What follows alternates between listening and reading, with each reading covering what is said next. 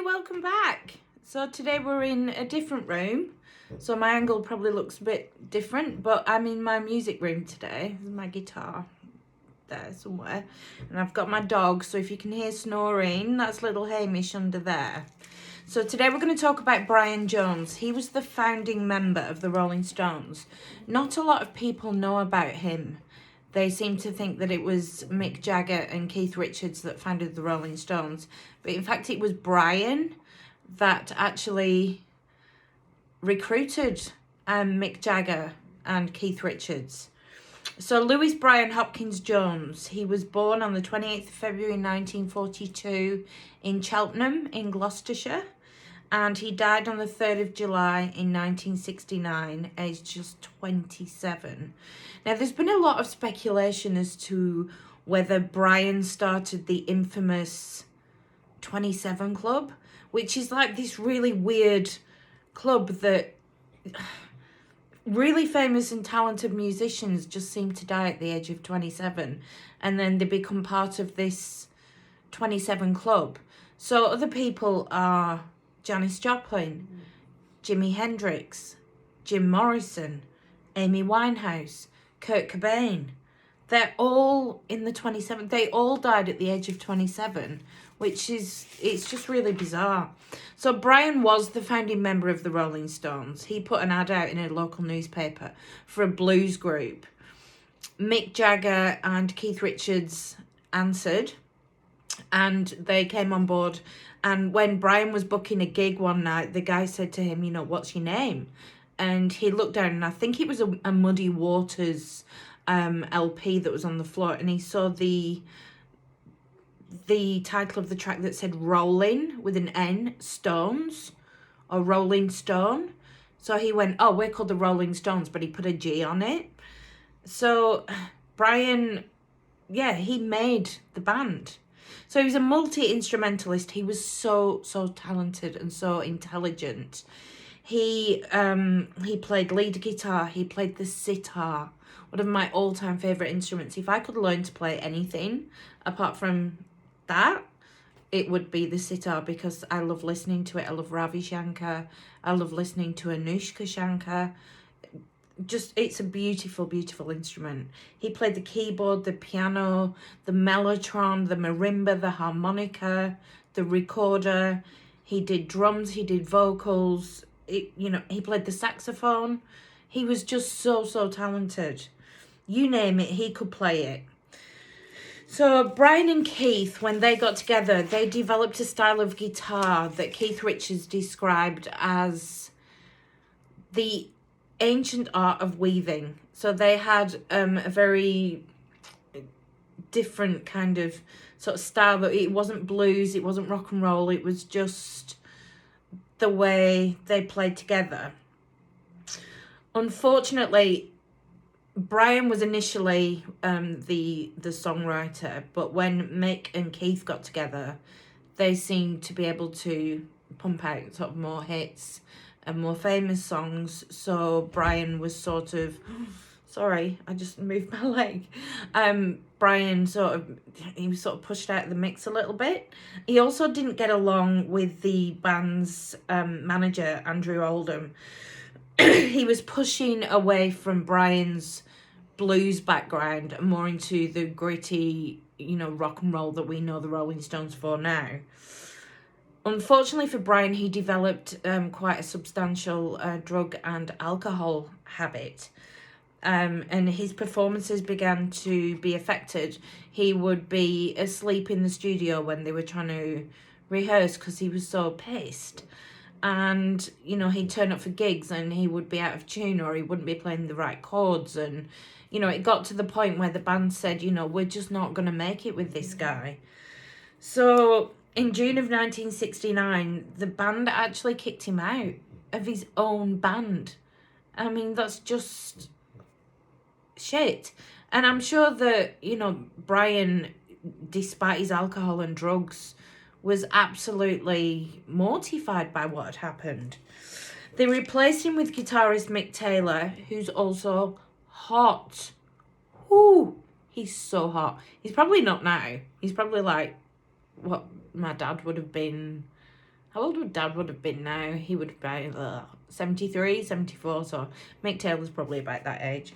But he was hot at the time, so just YouTube Mick Taylor. Bill Wyman said about Brian, he made the band, he chose the members, he named us, but he just lost it. High intelligence, he just blew it, which is so sad. So he dated model Anita Pallenberg. I think she was German, but don't quote me on that. I'm pretty sure she was German, for 2 years.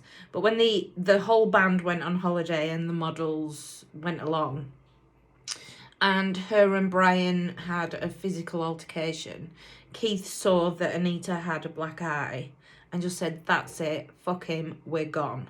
So Anita then moved on to Keith Richards and ended up having a couple of children with him. So Brian, he not only lost his band, but he'd lost the love of his life. He never got over Anita. There's a movie on YouTube called Stoned, and that goes into more about the relationship and what happened. It was sort of like when two worlds collide. They were both so in love with each other, but yet so volatile. He moved to Cotchford Farm in Cotchford Farm. Where is it? I think it's in Hartfield. I'm not sure. I'll check on that. It was the former home of Winnie the Pooh author A.A. Milne. So in the gardens, it had a beautiful swimming pool. It was a beautiful manor house with a thatched roof. And it also had a statue of Winnie the Pooh and Piglet holding hands. So Brian tried to make that his own home. Now, I don't know if you remember me talking about Scott Michaels of Dearly Departed Tours from Los Angeles. He collects artifacts. Like I said, he had the car that Jane Mansfield died in. He actually has a tile from the swimming pool where Brian died. Now, call me weird, and I've spoken about murderabilia, but I would love to have that tile. Maybe I'll get in touch with Scott Michaels. I don't know. He's closed his museum. We'll see. So at around midnight on the 2nd, 3rd of July, so it was summer, it was warm, Brian was swimming in the pool. His girlfriend Anna Warren, a Swedish model, she'd gone upstairs to make a long-distance phone call. And he was in the pool with a builder that was doing some maintenance on the property called Frank Thorogood. Now, Brian was all of a sudden found face down, floating in the pool. Now, Anna ran down and said he had a pulse. However, Frank said, no, he doesn't. So an ambulance came. They took him to the nearest hospital, but he was pronounced dead on arrival. Now, his death was ruled as accidental drowning, but there was no drugs and there was no alcohol in his system. During the autopsy, he was found to have a heavily enlarged heart, which is cardiomyopathy. He also had a very fatty liver due to the alcohol and drugs. But his death was ruled death by misadventure. So it wasn't ruled out that there was, somebody else to blame for the death of Brian. He wasn't drunk, he wasn't on drugs, he was a strong swimmer. Why would he be found face down when the only other person in the swimming pool was Frank Thorogood? It doesn't make sense. So in 1990, so this is in 69, so Brian's dead. In 1993, Frank Thorogood, this builder, on his deathbed, claimed that he murdered Brian because Brian hadn't paid them, and that he used to parade these beautiful model girlfriends in front of him saying they prefer brains, not brawn, Frank. And this wound him up so much to the point, Brian was teasing him, and Frank just said he'd had enough. So he said he held him underwater and then he died. And that was it. And he, for all those years from 69 to 93, always said it was an accident. Oh, I'd gone to the toilet, I came back and Brian was face down. But that's not actually what happened. And I believe him that, he was murdered. I do believe that. So Brian was actually embalmed. His hair was dyed platinum blonde, and he was placed into a metal coffin and buried 10 feet down. Now, normally they say you're 6 feet under. He was 10 feet under. This was to stop people from exhuming him and taking trophies, trophy hunters of the dead, of the famous dead. I mean, it's just weird. Now, Charlie Watts and Bill Wyman, they were the only two members of the Rolling Stones that actually attended Brian's funeral, which I found really sad.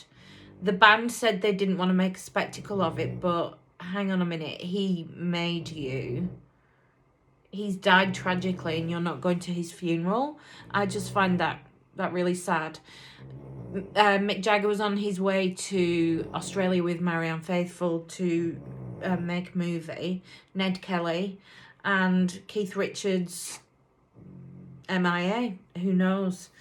So they had an interview in 1995 by Rolling Stone magazine, and Mick was asked, did he feel guilty about Brian's death? His actual quote was, "No, I don't really. I do feel I behaved childishly and we picked on him, but we were young, so no, I don't feel guilty."